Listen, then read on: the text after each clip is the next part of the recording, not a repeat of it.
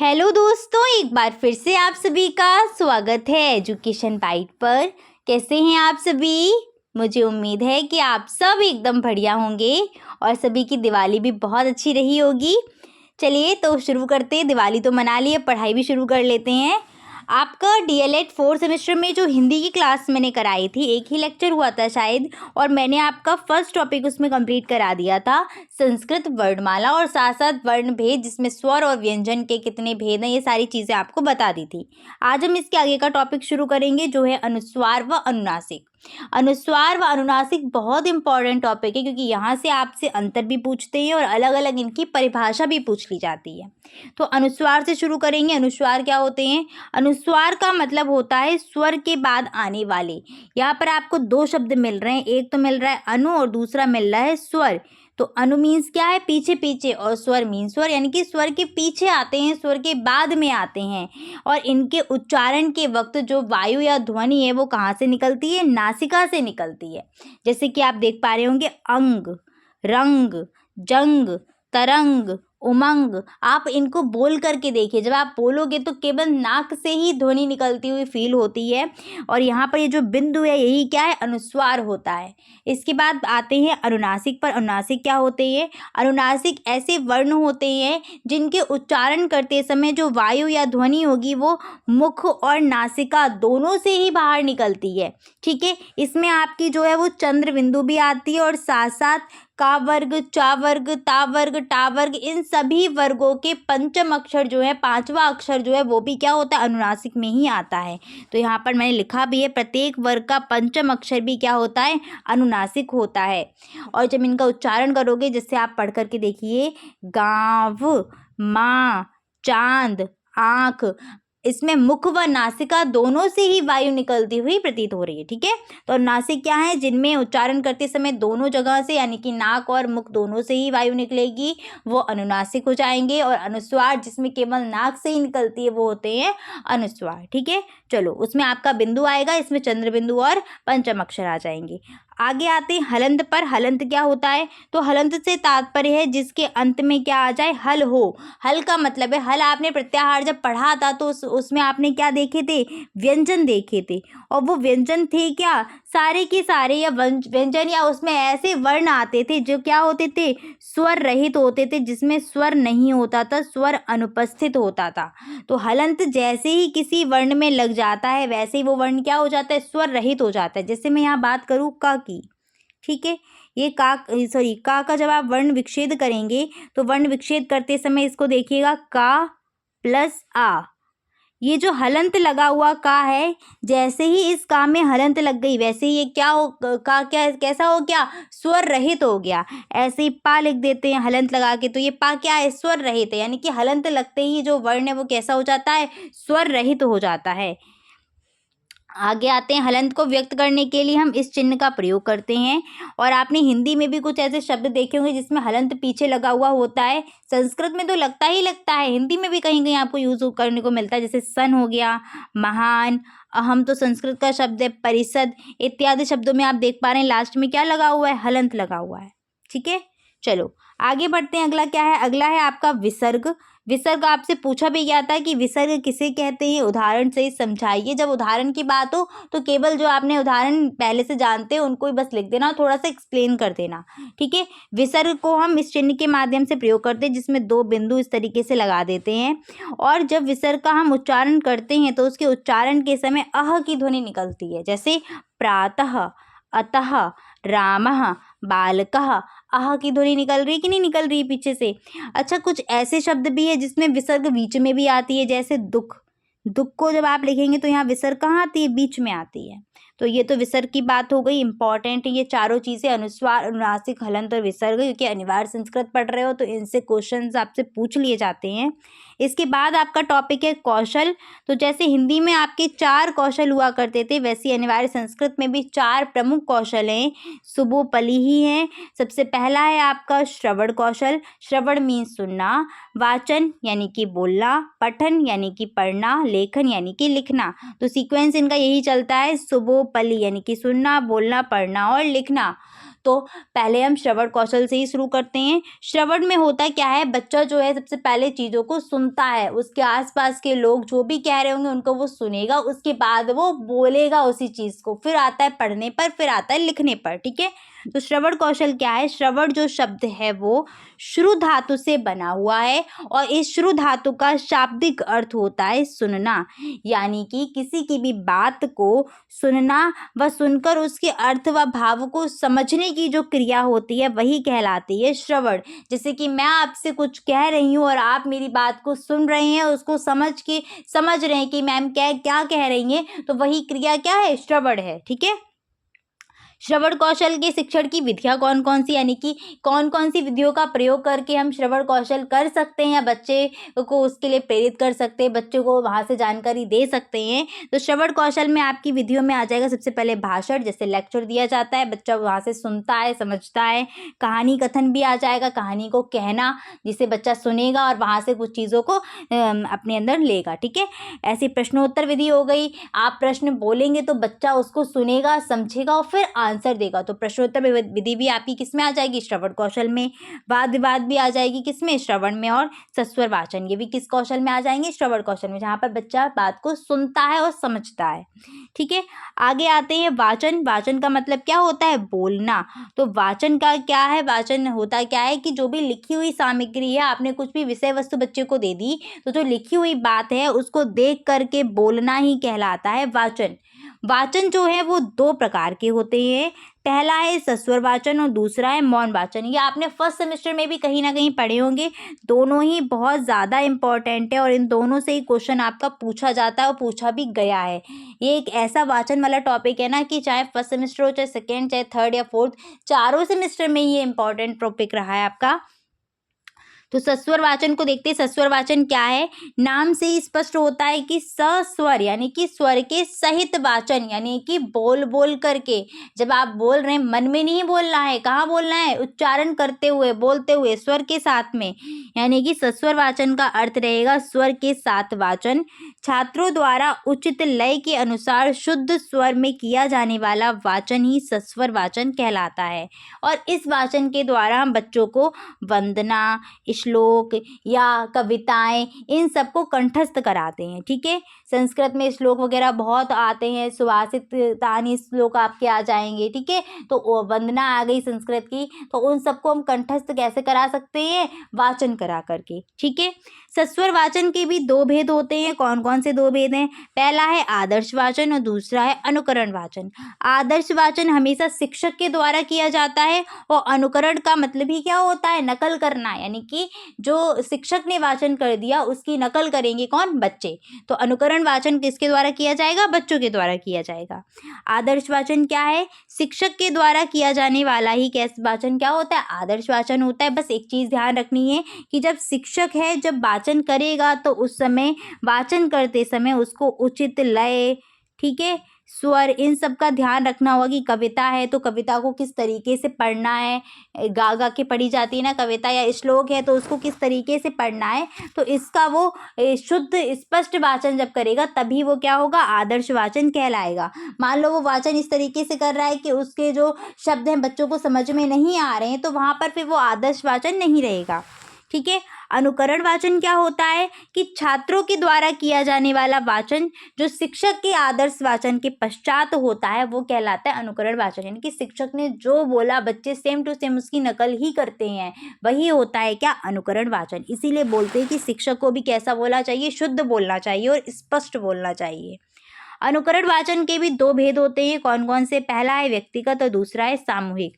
व्यक्तिगत का मतलब है कि पर्टिकुलर एक एक बच्चे के साथ में, तो व्यक्तिगत हो जाएगा। और आपने कविता बोली, उसके बाद पूरी क्लास एक साथ कविता बोल रही है, सामूहिक रूप से बोल रही है, तो वो आ जाएगा किसमें, सामूहिक वाचन में। क्लियर, चलिए आगे बढ़ते हैं। सस्वर वाचन की क्या विशेषताएं होती हैं, तो देखिए इसमें सबसे पहला ध्यान हमें रखना होता है उचित लय व गति का, यानी कि जब हम पढ़ रहे हैं उस चीज़ को, बोल रहे हैं, कविता है या श्लोक है या कुछ भी पंक्तियां हैं, तो उनको, या कहानी भी हो गई, तो उसको एक गति के साथ, एक लय के साथ पढ़ना, और उचित हाव भाव भी देना कि कहीं पर मान लीजिए कोई भी आपका टॉपिक आया जहाँ जैसे आप छत्रपति शिवाजी की कोई कहानी सुना रहे हैं बच्चों को, तो वहाँ वीरता का भाव आना चाहिए। ठीक है, आप लक्ष्मण जी का कोई ऐसा वर्णन कर रहे हैं तो वहाँ क्रोध में कभी कभी आ जाते थे ना वो, तो क्रोध वाला वहाँ भाव आना चाहिए। तो जैसे भी आपका टॉपिक है, जो विषय वस्तु है, उसी के अनुसार आपको जो फेस आपका रहेगा, एक्सप्रेशन वैसे ही रहना चाहिए। ठीक है, मुख मुद्रा जो आपकी रहे या हाथ पैर का चलाना, तो उसी हिसाब से रहना चाहिए जैसा कि उसमें भाव है। प्रेम का है तो प्रेम जैसा, क्रोध है तो क्रोध, आवाज में भी वो चीज़ आनी चाहिए।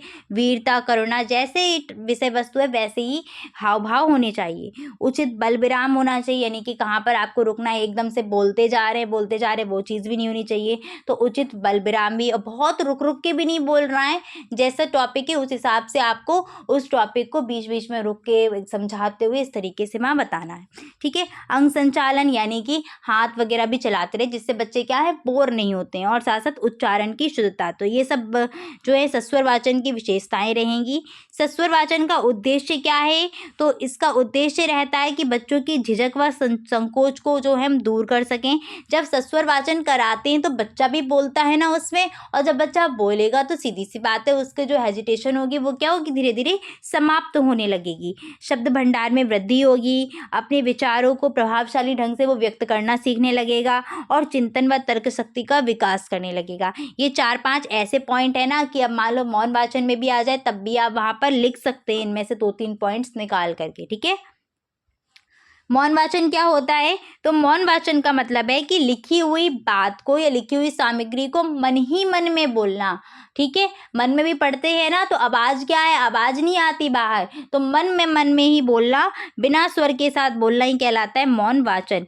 मौन वाचन के 2 भेद होते हैं, पहला है द्रुत वाचन और दूसरा है आपका गंभीर मौन वाचन। द्रुत का मतलब होता है फटाफट से पढ़ना, बहुत जल्दी से पढ़ना, जैसे हम लोग रिवीजन करते हैं ना, तो बस यूं यूं देखा और हो गया, तो वो होता है मौन वाचन। और गंभीर मौन वाचन में क्या होता है, सॉरी द्रुत वाचन होता है वो, और गंभीर मौन वाचन में क्या होता है, एक एक लाइन को बहुत अच्छे से समझते हुए उस चीज़ को चलना, तो वो आ जाएगा आपका गंभीर मौन वाचन में। मौन वाचन की विशेषताएं क्या हैं, तो थकान कम होती है इसमें, समय की बचत भी हो जाती है, बालक का ध्यान केंद्रित रहता है, और साथ साथ जो आसपास बच्चे आपके बैठे हुए हैं उनको व्यवधान नहीं होगा, वो डिस्टर्ब नहीं होंगे मौन वाचन में। ठीक है, मौन वाचन का उद्देश्य क्या रहेगा, तो ये सेल्फ स्टडी के लिए प्रेरित करता है, यानी कि स्वाध्याय के लिए प्रेरित करता है, तर्क चिंतन कल्पना शक्ति का विकास ये विकसित करेगा, और साथ साथ खुद स्वयं अर्थ बच्चा निकालना सीख जाएगा इससे। ठीक है, विभिन्न शैलियों से परिचित कराएगा, शब्द भंडार में वृद्धि करेगा, और साथ साथ आप एक चीज़ और लिख सकते हैं जो मैंने अभी बोला था कि बच्चे को स्वयं अर्थ ग्रहण करने की क्षमता विकसित कर देता है। शुद्ध उच्चारण इसके बाद आ जाएगा, जब वाचन पढ़ लिया है तो उच्चारण करने की चीज़ें तो आएंगी। उच्चारण ध्वनि स्थान तो आपको पता ही होंगे, अगर नहीं पता है तो मैं आपको नेक्स्ट उसमें करा दूंगी। शुद्ध उच्चारण के मुख्य तत्व क्या होते हैं, तो ध्वनि व्यवस्था, बल, लय, स्वराघात, गति, विराम, ये सारे के सारे उच्चारण के मुख्य तत्व हैं। ध्वनि व्यवस्था में आपके सारे के सारे जो वर्ण हैं उनके उच्चारण स्थान क्या हैं, उन ध्वनियों को बोलने के कौन कौन से स्थान है, वो सारे उनका ज्ञान होना चाहिए। बल का मतलब होता है कि जब किसी ध्वनि या वर्ण का उच्चारण करने तो कितनी शक्ति से कर रहे हैं, कितनी जोर देकर कर रहे हैं, वो रहता है बल। कोई आप ऐसी कविता पढ़ा रहे हैं जहाँ पर क्या है, क्रोध का या वीरता का भाव है, तो आपको अपने उन वर्णों का उच्चारण करते समय क्या देना पड़ेगा, आवाज़ में जोर देना पड़ेगा, एक शक्ति का प्रदर्शन करना पड़ेगा, तो वो आ जाएगा बल। लय का मतलब क्या है, यानी कि कुछ भी आपको अक्षर है उसको बोल रहे एक के बाद दूसरा अक्षर, तो जैसे कविताओं में आता है ना लय के साथ, रिदम के साथ में बोलना, तो वो लय में आपका आ जाएगा। स्वराघात का मतलब होता है कि एक उचित स्थान पर समय समय पर आरोह अवरोह का प्रयोग करना। तो अगर कोई आपसे पूछ ले स्वराघात क्या है, तो इसमें आरोह अवरोह यानी कि उतार चढ़ाव का प्रयोग करते हुए, तो वो आपका स्वराघात आ जाएगा। गति का मतलब ही, गति और विराम आपके एक साथ आ जाएंगी, यानी कि बिना हिचकिचाहट के, रुका रुकावट के एक साथ, मतलब कुछ बच्चे होते हैं ना बोलते समय अटकते हैं या हिचकिचा जाते हैं, रुक जाते हैं शर्म की वजह से, तो वो आपका क्या है गति में क्या है कि जो भी आप उच्चारण कर रहे हैं, जो भी चीज़ बोल रहे हो उसको बिना रुकावट के, बेझिझक, बिना संकोच के एक साथ बोलते रहना। और विराम का अर्थ होता है यहाँ उच्चारण में कि जो भी चीज़ आप बोल रहे हैं, कभी कभी ठहरना पड़ता है ना, कि आप कोई भी कहानी पढ़ रहे हैं, कोई पैराग्राफ भी पढ़ रहे हो, तो जहाँ पूर्ण विराम लगा है वहाँ क्या है, ठहरना पड़ेगा आपको। तो एक उचित समय पर क्या बीच बीच में विराम चिन्हों के माध्यम से हमें क्या ठहरना ही क्या है, विराम में आ जाएगा उच्चारण में। तो ये सारी चीज़ें क्या है, एक उच्चारण करते समय किसी भी विषय का या किसी विषय वस्तु का उच्चारण करते समय इन चीज़ों का ध्यान रखना पड़ता है। ठीक है, अशुद्ध उच्चारण है। इसके बाद अशुद्ध उच्चारण के क्या कारण है, बहुत इंपॉर्टेंट है, ये पूछ लेते हैं कि अशुद्ध उच्चारण का क्या कारण रहेगा। तो सबसे पहला कारण आप यहाँ पर लिख सकते हैं कि जो ध्वनियाँ हैं या उनका उच्चारण स्थान है उनका पूर्ण ज्ञान नहीं है। जैसे बच्चों को ये नहीं पता होता है कि शा और सा में क्या अंतर है। जब तक बच्चे इन दोनों शा का उच्चारण स्थान नहीं जानेंगे तब तक इसमें भेद नहीं कर पाएंगे। शर्मीला स्वभाव भी क्या है, उनके अशुद्ध उच्चारण में आ जाता है। कुछ बच्चे ऐसे होते हैं ना, शर्मा रहे हैं उस वजह से सही से नहीं बोल पाते हैं, या फिर उन्हें टीचर का डर होता है, भय होता है, तो वहाँ पर वो सही से नहीं उच्चारण कर पाते हैं। तीसरा आपका आ जाएगा लय, बल, गति का इन सब का ज्ञान ना होना। जो मैंने अभी आपको उच्चारण तत्व बताए थे, इनका ज्ञान ना होना कि गति क्या होती है, बिना रुकावट के बोलना। विराम क्या है कि जहाँ विराम चिन्ह आ रहा है वहाँ पर हमें रुकना पड़ेगा। अगर हम लिखी हुई बात को बोल रहे हैं तो सीधी सी बात है, उन विराम चिन्हों को देख करके जहाँ विराम चिन्ह लगा हुआ है वहाँ पर हमें कुछ समय के लिए रुकना पड़ेगा। ठीक है, इसके बाद क्षेत्रीय जो बोलियां होती हैं इनके प्रभाव के कारण भी जो उच्चारण होता है वो अशुद्ध हो जाता है। वर्तनी भी अशुद्धि आपकी क्षेत्रीय भाषा के कारण हो जाती है, क्षेत्रीय बोली के कारण। और आपका पांचवा पॉइंट रहेगा शारीरिक विकार के कारण भी कभी कभी जो उच्चारण है वो कैसा हो जाता है, अशुद्ध हो जाता है। तो इन 5 में से आप कोई से भी 4 याद कर लो, आराम से पलट पलट के। वर्तनी में भी आप लिख सकते हैं कहीं ना कहीं। ठीक है, और एक चीज़ ध्यान रखना, हमेशा जो हमारा उच्चारण है, ये उच्चारण हमारा जो है वो वर्तनी पर प्रभाव जरूर डालता है। अगर हम कोई भी वर्ण या कोई भी शब्द गलत पढ़ रहे हैं, उसका अशुद्ध उच्चारण कर रहे हैं, तो जब हम उसको लिखेंगे उस टाइम पर लिखते समय भी हम गलती जरूर करेंगे। तो इसीलिए शुद्ध उच्चारण होना जरूरी है। अगर आप उच्चारण शुद्ध करोगे तो वर्तनी संबंधी अशुद्धि भी आपकी कहीं ना कहीं दूर होती रहेगी। ठीक है, अशुद्ध उच्चारण सुधार के उपाय क्या क्या हैं, तो जितना हो सके बार बार अभ्यास कराओ। उच्चारण संबंधी जो कठिन शब्द हैं उनका बार बार उच्चारण कराओ। ठीक है, और ऐसे श सा चीज़ें हो गई आपकी, श और छ, इनमें बच्चे बहुत गलती करते हैं। तो बार बार इन वर्णों से जुड़े हुए शब्दों का उच्चारण करवाते रहिए, जिससे क्या है उनका धीरे धीरे जब अभ्यास कराएंगे तो उससे भी जो अशुद्धियाँ हैं वो दूर होती रहेंगी। अनुस्वार, हलंत, विसर्ग, इनका पूर्ण ज्ञान करा के इनसे जुड़े हुए शब्दों का भी क्या बार बार अभ्यास कराते रहें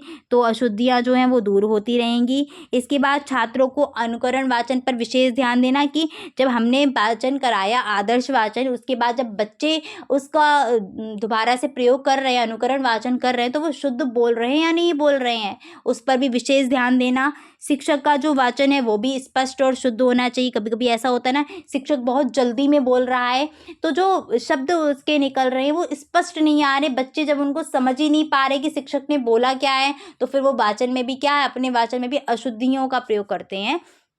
तो जितना हो सके शिक्षक का वाचन भी कैसा हो, शुद्ध व स्पष्ट होना चाहिए। और साथ साथ ध्वनियों को उनके उच्चारण स्थान से परिचित कराकर अभ्यास कराना। जैसे का हो गया, ख हो गया, इन सब का उच्चारण स्थान क्या है, ता वर्ग का उच्चारण स्थान क्या है। जब इनसे परिचित होगा बच्चा तो धीरे धीरे वो क्या है, उच्चारण उसका शुद्ध होता रहेगा। ठीक है, तो चलिए, तो आज मैं आपका यहीं रखूँगी। अगला जो आपका टॉपिक रहेगा वो लेखन रहेगा। मिलेंगे आपके अगली क्लास में, और अपने दोस्तों को शेयर कर दीजिएगा क्लास।